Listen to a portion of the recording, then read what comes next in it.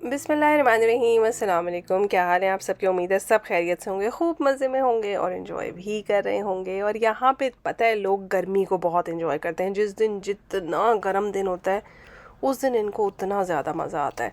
बच्चों को लेके बाहर निकल जाते हैं, वॉक कराते हैं। मतलब बच्चे जो है ना इस कदर टैन होके घर वापस आते हैं कि बस मज़ा ही आ जाता है उनकी शक्लें देख के। तो खैर मौसम इतना भी बुरा नहीं था। यहाँ पे मैं वॉक कर रही हूँ और जा रही हूँ अपनी एक दोस्त के घर। मेरा ख़्याल है कनाडा आने के बाद जो पहली कोई दोस्त मैंने बनाई ना तो वो यही है। हालांकि एज में मुझसे कम है लेकिन माशाल्लाह बहुत अच्छी दोस्ती है। अब तो तकरीबन 10 साल पुरानी दोस्ती हो गई हम दोनों की आपस में।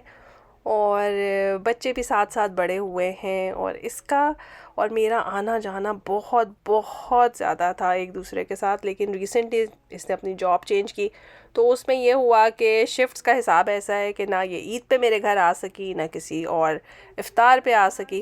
क्यों, नई नौकरी होती है, प्रोबेशन पीरियड होता है और लंबी लंबी सी ड्यूटीज़ होती हैं तो आपका मिलना बहुत मुश्किल हो जाता है। तो ये भी बता दूँ अब मैं कि करती क्या है। तो ये पब्लिक बस चलाती है। अब पब्लिक बस चलाना सुनने में शायद बहुत आसान काम लग रहा हो लेकिन आप समझ ही सकते हैं कि बहुत सुबह से बस की सर्विस स्टार्ट हो जाती है, बहुत रात तक जो है वो जारी रहती है।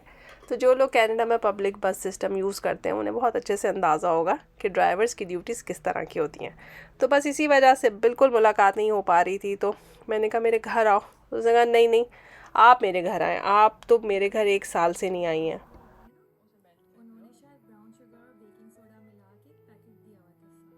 हालांकि मेरा दिल चाहता है कि इतनी हेक्टिक जॉब है तो मेरे पास ही आती तो मैं इसको ज़्यादा अच्छे तरीके से एंटरटेन करती, इसको मेरे लिए इतनी एफ़र्ट ना करनी पड़ती। लेकिन अगर आप देखें तो उसने पूरा पूरा मेरे लिए एक छोटी सी प्यारी सी दावत का इंतज़ाम किया हुआ था, अच्छी सी चाय का उसने पूरा हिसाब किताब किया।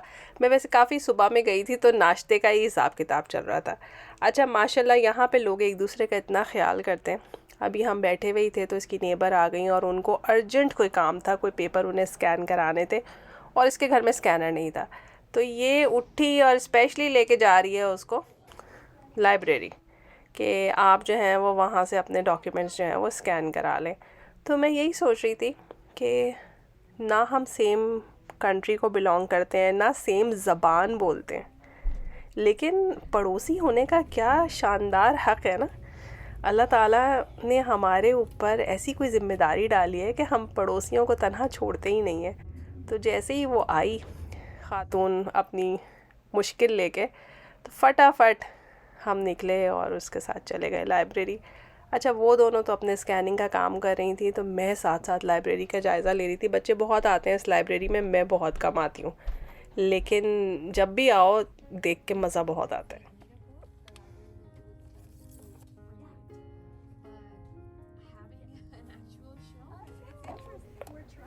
यहाँ पे एक छोटा सा कॉर्नर था जहाँ पे उर्दू की किताबें रखी हुई थी, वो देख के मुझे बहुत अच्छा लगा। बल्कि मेरी यहाँ की लाइब्रेरियन से थोड़ी सी डिस्कशन भी हुई। उसने कहा अगर आपके पास बच्चों की कोई उर्दू की किताबें हैं तो वो ज़रूर ज़रूर मुझे दे दें, क्योंकि यहाँ पे लोग अपने ग्रैंड पेरेंट्स के साथ आते हैं और वो स्टोरीज़ पढ़ते हैं।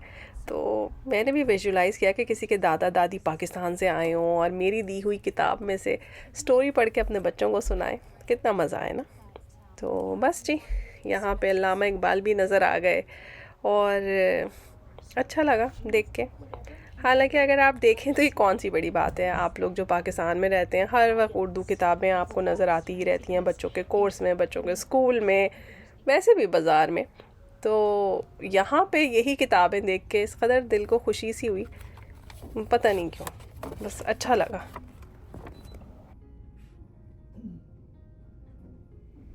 यहाँ से फ़ारिग हुए तो थोड़े मैंने अपने भी काम किए। एक बड़ी अच्छी सी कुक बुक थी, वो मैं लेके बैठ गई। छोटा सा मैगज़ीन ही था और उसमें डिफरेंट टिप्स थी, ट्रिक्स थी, छोटी छोटी सी रेसिपीज़ थी। तो उसमें से मैंने कुछ स्क्रीनशॉट्स लिए। मैंने कहा अरे भाई ये तो बड़े मज़े मज़े की रेसिपीज़ हैं, इनको ट्राई करना चाहिए, बच्चों को मज़ा आएगा। तो जब भी ये रेसिपीज़ बनाऊँगी आपके साथ ज़रूर शेयर करूँगी इंशाल्लाह ताला। क्या करती हैं? स्टोरी पढ़ती हैं? बस अल्हम्दुलिल्लाह इस तरह से हमारा छोटा सा जो मीटअप का सेशन था बहुत अच्छा रहा। 2-2.5 घंटों में हमने अच्छी सी चाय भी पी ली, बातें भी कर ली, बाहर की एक छोटी सी आउटिंग भी हो गई और फिर हम लौट आए अपने घर में। और घर में आके हम पहुंच गए अपने किचन में। लास्ट व्लॉग से पहले जो मैंने ईद का व्लॉग डाला था उसमें कोफ्ते बनाए थे। भाई इतनी मुझे मैसेजेस आ रहे हैं, इतनी मुझे रिक्वेस्ट आ रही हैं, आप कोफ्ते कैसे बनाती हैं। मैंने तो शायद 1000 दफ़ा कोफ्ते बना लिए हैं। अब मैं बिल्कुल शॉर्ट वर्जन में आपको कोफ्ते बनाना दिखा रही हूँ। आपके पास प्याज होना चाहिए, आप कच्चा प्याज भी ले सकते हैं। मैं तला हुआ प्याज ले रही हूँ। नमक, मिर्च, हल्दी, थोड़े से मसाले आपने 1-1 टीस्पून ले लिए हैं। हरी मिर्चें ली हैं, धनिया लिया है, जिंजर गार्लिक का पेस्ट लिया है, और साथ में आपने इसमें डाल दिया है एक कॉर्नर वाला जो स्लाइस होता है ब्रेड का, वो। ठीक है, इन सबको हम चला देंगे और इसका एक अच्छा सा पाउडर सा बन जाएगा।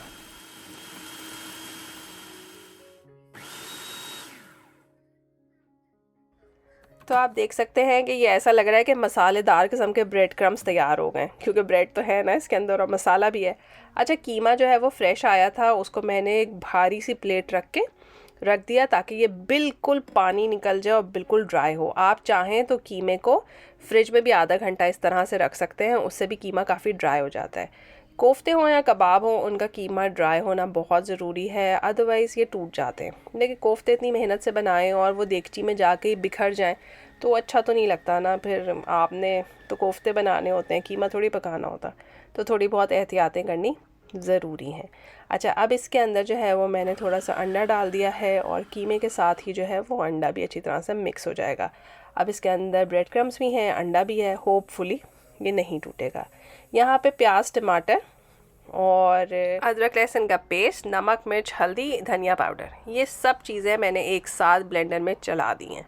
ठीक है, इसका थिक सा पेस्ट बन गया है ज़ाहिर है प्याज और टमाटर की वजह से, और ब्लेंडर में थोड़ा पानी डाल दिया है। तेल में इसको हम फ्राई करेंगे। जैसे कि मैं हमेशा आपसे कहती हूँ, मसाले की भुनाई बहुत बहुत ज़रूरी है, स्पेशली ये जो पाकिस्तानी स्टाइल कुकिंग है ना, इसमें तो बहुत, और ख़ास तौर पे प्याज टमाटर का मसाला। आई डोंट नो, अगर आप इसे अच्छा नहीं भूनते तो इसमें से एक अजीब सी स्मेल आती है, मुझे नहीं पता क्यों आती है, मगर आपको इसे बहुत अच्छा भूनना होता है। आपने खूब खूब खूब भूनना है, इसमें दही डालना है, उसको भूनना है, ऑयल सेपरेट हो जाए। अब आप इसके अंदर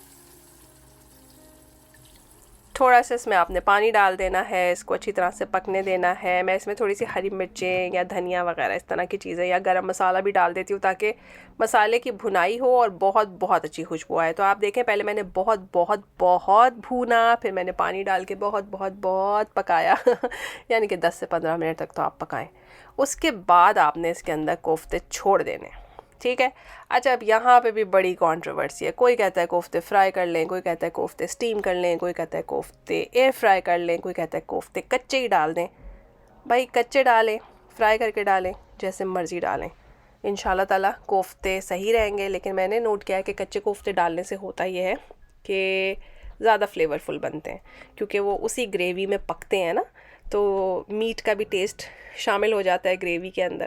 तो मुझे लगता है कि आप जो हैं वो ऐसे कर सकते हैं। सही है। तो अब आपकी मर्ज़ी, आपने कोफ्ते कैसे पकाने हैं। आई होप कि मैंने कोफ्ते बनाना 2 मिनट में सिखा दिए हैं। जो पूछ रहे थे वो इंशाल्लाह खुश हो जाएंगे, और अगर आप डिटेल रेसिपी देखना चाहते हैं तो प्लीज़ डिस्क्रिप्शन में ज़रूर देख लीजिएगा। अच्छा जी, यहाँ पे हमने प्याज टमाटर का मसाला बनाया है, अदरक लहसुन का पेस्ट डाल दिया है, नमक मिर्च हल्दी, धनिया पाउडर और ज़ीरा। बस यही है हमारे कुछ रिश्तेदार जो पाकिस्तानी खानों को लगाते हैं चार चांद।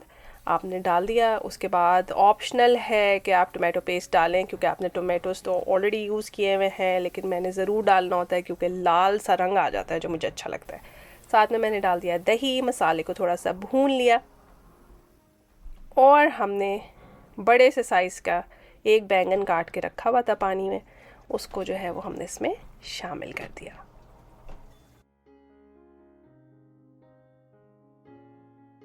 तो देख रहे हैं आप, 3 काम एक साथ हो रहे हैं। यहाँ पे जो है वो चिकन का पानी अच्छी तरह से ड्राई हो रहा है, वहाँ पे कोफ्ते जो है वो बिल्कुल ऑलमोस्ट तैयार होने को हैं, बिल्कुल हो जाएंगे थोड़ी देर में तैयार। वहाँ पे हमने बैंगन जो है वो ढक के रखे थे। उसके बाद हमारे मियाँ हर वक्त कह रहे थे कैबेज आई हुई है क्यों नहीं इस्तेमाल हो रही, कैबेज आई हुई है क्यों नहीं इस्तेमाल हो रही। हमने कहा लो भाई, आज हम कैबेज भी इस्तेमाल कर लेंगे। तो मैंने फिर थोड़ी सी कैबेज डाल दी बैंगन में। अच्छा, वैसे ऑड कॉम्बिनेशन लग रहा है कि कैबेज है बैंगन है, लेकिन हम मिक्स सब्ज़ी भी तो बनाते हैं ना, आलू बैंगन कैबेज गोभी सारा कुछ मिला के।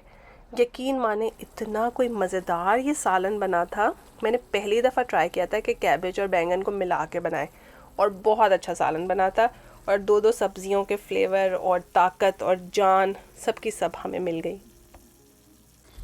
थोड़ी सी कलौंजी मैंने डाल दी। कलौंजी जब डालें दुरूद शरीफ ज़रूर पढ़ा करें। और यहाँ पे जैसे ही चिकन का पानी खुश्क हो गया, हमने नमक, मिर्च, हल्दी, गरम मसाला, धनिया पाउडर, दही और फ्राइड प्याज, इन सबको अच्छी तरह से ब्लेंड कर लिया था। अब मैंने उसमें शामिल कर दिया है। ये हम ज़रा होममेड टाइप का कोरमा बनाएंगे, जो खाने में जो है वो बाज़ारी कोरमे से थोड़ा सा माइल्ड होता है, मगर फ्लेवर में ज़ाहिर है पूरा होता है। इसके अंदर आपने खड़े गरम मसाले भी साथ में डाल देने हैं, साथ साथ चिकन पकता रहेगा। यहाँ पे हमारे कोफ्ते देखें कितने हसीन हो गए। इसमें ऊपर से आपने डाल दिया धनिया, और अंडे उबल रहे हैं, बाद में हम कोफ्तों में शामिल कर देंगे अंडे, तो बन जाएंगे अंडे कोफ्ते। तो जनाब ये थी मेरे आज के पूरे दिन की रूटीन। सुबह मैं सैर करके भी आ गई, दोस्त से भी मिलकर आ गई, आके मैंने जो है वो मील प्रेप भी कर ली, ताकि अगले दिन जो है वो मुझे कोई काम ना करना पड़े। भाई एक दिन में आप बहुत सारा काम कर लेना तो आप थक जाते हैं, है ना। अच्छा, अचार का मैं आपको बता दूं, अपडेट दे दूं, जो पहले हमने अचार बनाया था वो पूरा ख़त्म हो गया। यकीन आया, मैंने अच्छा अचार बनाया था। देखा, आप लोगों ने अभी तक पता नहीं ट्राई किया या नहीं। अब मैंने माशाल्लाह नया अचार बनाया है। अल्हम्दुलिल्लाह अचार हमारे घर में बड़ा पॉपुलर हो गया। और यहाँ पे देखें कोरमे का फ़ाइनल लुक। थोड़ी देर इसको हल्की आंच पे छोड़ते हैं तो सारी तरी ऊपर आ जाती है और वो कितना खूबसूरत लगने लगता है माशाल्लाह। अब आते हैं एक और मज़ेदार रेसिपी की तरफ, जो कि अक्सर लोग मुझे कहते हैं आपके घर में मीठा बहुत खाया जाता है। उसका रीज़न ये है कि हम बाज़ार से कोई मीठा लेके ही नहीं आते। तो बहुत अरसा हो गया है कि अब हम सारे के सारे मीठे घर में ही बनाते हैं। कोई ना कोई केक या कोई ब्रेड, कोई बिस्किट, कोई हलवा, कुछ ना कुछ बना के रखते हैं। तो बाहर से कोई गंदी मंदी चीज़ें ला के अब खाने का जो रिवाज है ना, वो मेरे घर में थोड़ा कम सा हो गया है, जो कि अच्छी बात है ना। तो यहाँ मैं बनाने लगी हूँ कॉफ़ी केक। अच्छा, मुझे कॉफ़ी केक ना दिल तो कर रहा था ऐसा बनाऊँ जैसे बॉम्बे बेकर का बनता है, लेकिन मैं क्रीमी वर्जन बनाना नहीं चाहती थी। तो ज़रा थोड़ा ड्राई केक बनाते हैं जो चाय के साथ मज़ेदार लगे। यहाँ पे हमने 1 टीस्पून कॉफ़ी ली है, उसमें थोड़ा सा गर्म पानी डाला है, वनीला एसेंस डाला है। तो ये देखें, कॉफ़ी का एक ना कड़वा सा वनीला फ्लेवर वाला सिरप तैयार हो गया है। ठीक है, ये हमने केक में डालना है। तो ये जिस भी चीज़ में डालेंगे आपको पता ही है वो खुद ब खुद कॉफ़ी फ्लेवर हो ही जाएगा। अब इतने केक आपने मेरे साथ बनाए हैं, आइडिया तो आपको हो ही गया है कि केक कैसे बनता है। अंडा लिया है, उसके अंदर हमने डाल दी है चीनी। मैंने दोनों तरह की चीनी डाली है, आप चाहें तो सिर्फ एक तरह की भी डाल सकते हैं। खाली ब्राउन डालने हैं, खाली सफ़ेद वाली डाल लीजिए। इसको हम अच्छी तरह से फेंटेंगे जब तक ये थोड़ा फ्लफ़ी सा हो जाता है। और दूसरी तरफ सारे ड्राई इंग्रेडिएंट्स को हम मिला लेंगे। यहाँ पे हमारे पास ऑल पर्पस फ्लावर है, बीच में ही जाएगा बेकिंग सोडा, बेकिंग पाउडर और नमक। इनको अच्छी तरह से मिक्स कर लेंगे। इंग्रेडिएंट्स के लिए तसल्ली रखें, डिस्क्रिप्शन में आपको इसकी रेसिपी मिल जाएगी, टेंशन नहीं लेने का।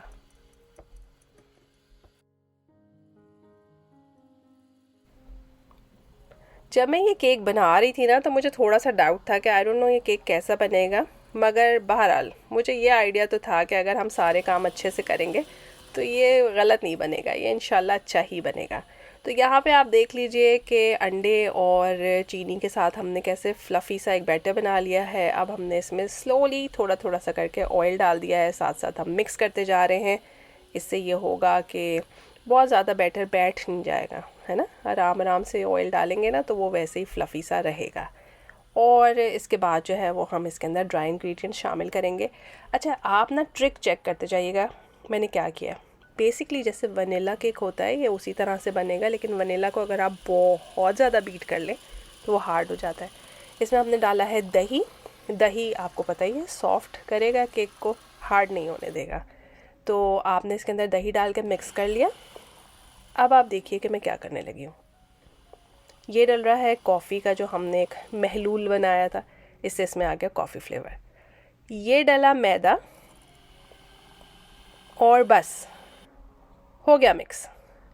आपने इसको बेहिसाब बेशुमार नहीं चलाना, ठीक है। जैसे ही मैदा गायब हुआ मशीन रोक दें। और आप ये भी कर सकते हैं, मैदा डालें और इसको फोल्ड करें, मशीन चलाएं ही ना। तो बिल्कुल प्यार मोहब्बत से थोड़ा थोड़ा सा मैदा डालेंगे, 2 चक्कर मशीन के लगाएंगे, फिर थोड़ा सा मैदा डालेंगे, फिर मशीन के 2 चक्कर लगाएंगे ऐसे करते हुए सारे मैदे को जो है वो हम इसके अंदर मिक्स कर देंगे। ठीक हो गया। अब थोड़ा सा स्पैचुला की मदद से ऊपर नीचे कर लें ताकि नीचे कहीं ड्राई बैठा हुआ है कोई भी चीज़ तो वो छुपी ना रह सके और वो मिक्स हो जाए। ठीक है, तो यहाँ पे आप चाहें तो इसको प्रॉपर केक की शेप भी दे सकते हैं। हम लोफ टिन लेंगे, ये अखबार नहीं है, दोबारा बता दूँ मैं, ये पार्चमेंट पेपर है। इसको आपने थोड़ा सा ग्रीस किया, पार्चमेंट पेपर लगाया, इसके ऊपर आपने ये सारा का सारा केक का बैटर डाल देना है और इसको बेक होने के लिए रख दें। ये केक हमारा अराउंड 35 to 40 मिनट्स में बेक हो गया था। आपके अवन पे डिपेंड करता है, अवन प्री हीटेड होना चाहिए। अगर मैं कहूँ 350 पे आपने इसे बेक करना है तो आप उसे 360 या 370 पे प्री हीट करें। केक रखने के बाद उसे 350 कर दें, क्योंकि दरवाज़ा खोलने से थोड़ी सी हीट जो है वो स्केप हो जाती है। तो थोड़ा सा ज़्यादा पे प्री हीट करें, तो जैसे ही आप केक रखेंगे वो खुद ब खुद 350 पे आ जाएगा। ठीक है,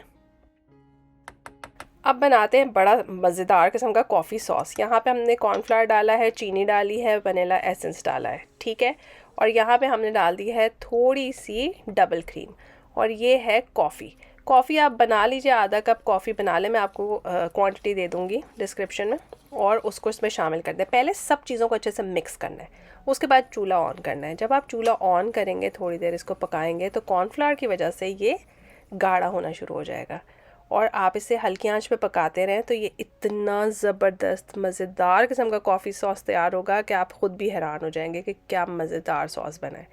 केक आपके सामने है, केक ऊपर से देखें कैसा है, मज़ेदार किस्म का। मेरे बच्चे कह रहे थे कि ये ऊपर से बिल्कुल ड्राई नहीं होना चाहिए, तो मैंने क्या किया, गरम गरम केक पे थोड़ा सा कॉफ़ी सॉस ग्लेज़ कर दिया और फिर मैंने केक को छोड़ दिया। जब वो मुकम्मल ठंडा हो गया तो फिर जो रिमेनिंग कॉफ़ी सॉस था ठंडे वाला, उसको मैंने ऊपर से इस तरह से ड्रिज़ल कर दिया। अब देखें कलर का कितना फ़र्क है। तो आपकी मर्ज़ी है, अगर आप ऊपर ब्रश से नहीं लगाना चाहते, ये जो एक शाइनी सी चीज़ नज़र आ रही है तो वो नहीं होगी, और डायरेक्ट आप ये लाइट कलर का कॉफ़ी सिरप जो है वो एंड में ऊपर से पूरा पूरा फैला के अच्छी सी कोटिंग कर सकते हैं। देखिए, मेकअप करना ना हर इंसान की अपनी मर्ज़ी पे होता है। इसी तरह से केक को सजाना आपकी अपनी चॉइस है। आप इसको कैसे सजाना चाहते हैं, कैसे खूबसूरत बनाना चाहते हैं, वो अब आप पे छोड़ दिया मैंने आपको केक बनाना सिखा दिया, उसका मेकअप सिखा दिया कि आपने कैसे बनाना है। और ये कॉफ़ी सॉस मैंने फ्रिज में रखा, आप यकीन करें ये जमता भी नहीं है, बहुत अच्छी इसकी दही जैसी कंसिस्टेंसी होती है, और आप इसे ऊपर से डाल डाल के खाएं, इतना मज़ा आया मैं आपको बता नहीं सकती। ये आपका टिपिकल कॉफ़ी केक नहीं है, ये एक डिफरेंट कॉफ़ी केक है जो चाय के साथ बहुत अच्छा लगता है। तो अगर आप लोग मेरी तरह से खाली चाय पीने के शौकीन नहीं हैं, कुछ ना कुछ खाने को चाहिए, तो ये केक आपने ज़रूर ट्राई करना है।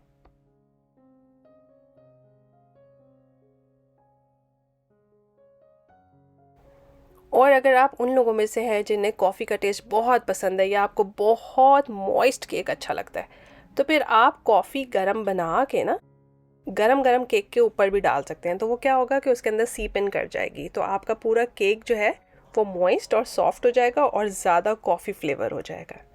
तो ये अब इस तरह की ट्वीक्स तो आप खुद भी कर सकते हैं ना। किसी ने मुझसे कहा था अपना पूरा दिन दिखाएं कैसा है, तो देख लें भाई, खुश हो जाएं। ये है मेरा पूरा दिन जिसमें मैं घूमी भी, मैंने पकाया भी, मैंने खाया भी, और अभी भी ये ख़त्म नहीं हुआ। हम हुसैन को लेके जा रहे हैं पार्क, क्योंकि दिन बहुत लंबे हैं और शाम में वो बहुत बोर हो जाते हैं। पार्क जा रहे थे तो हमने एक चिड़िया का बच्चा देखा जो घोंसले से नीचे गिर गया था, और उसके बाद छोटी छोटी सी परवाज़ें करता हुआ वो घास में छुप गया। आई होप अगली सुबह तक वो बखैर व आफियत अपने घर पहुँच गया हो, अल्लाह करे। और अल्लाह ताला हर चीज़ पे कुदरत रखते हैं। आप सब से मेरी दरख्वास्त है कि मेरी सिस्टर इन लॉ की तबीयत ठीक नहीं है, आपने ज़रूर उनको अपनी दुआ में याद रखना है। अल्लाह ताला हर मौजज़ा करने पे कादिर है, और आप उनके लिए दुआ करेंगे तो इंशाअल्लाह ताला अल्लाह ताला आपको उसका बेहतरीन अजर अता फ़रमाएंगे। तो मेरी तरफ़ से खुश रहिए, आबाद रहिए, आसानियाँ दीजिए और अल्लाह से आसानियाँ मांगिए। फिर मिलेंगे एक नए मज़ेदार से व्लॉग में, तब तक के लिए अल्लाह हाफ़िज़।